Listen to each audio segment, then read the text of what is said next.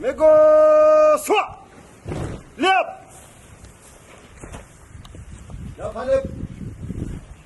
Ame chief of staff SAP wa askari wako tayari kwa mazungumzo ya SAP.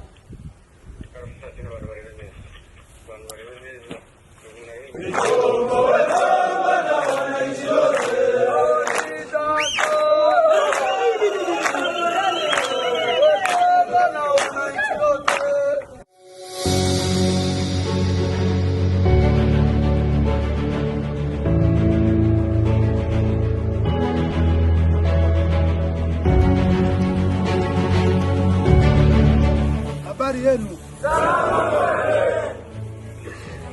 Okay.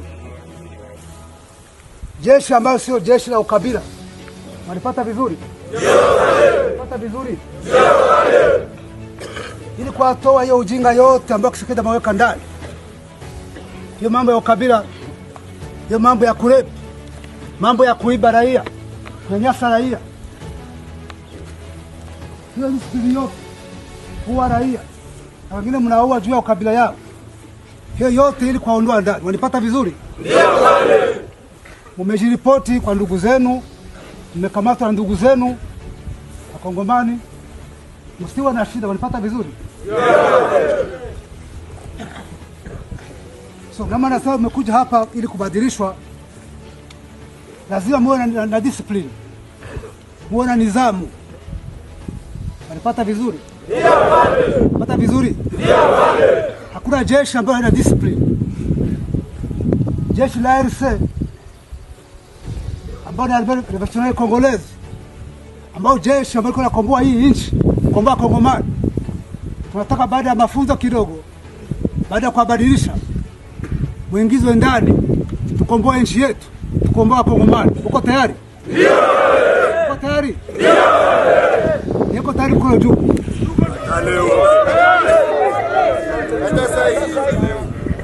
Unaiko tayari kula juu?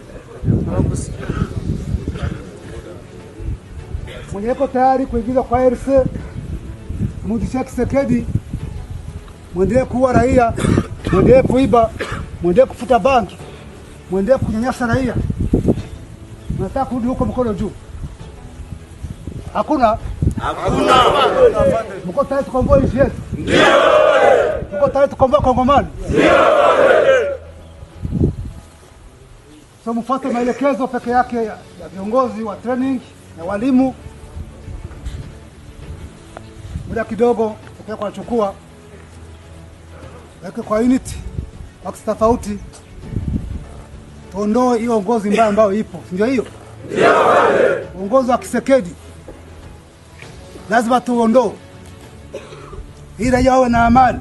Ili tuwe na nchi ambayo inaheshimika. Raia ambao wanaheshimika. Tuwe na jeshi nzuri, jeshi la wananchi.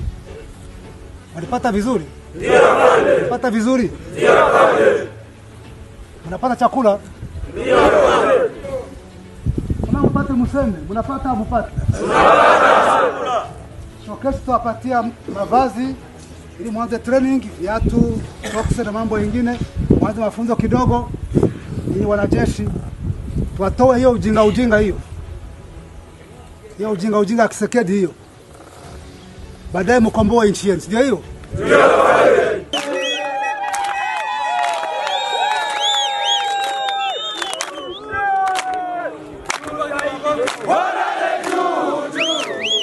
Tusaidie.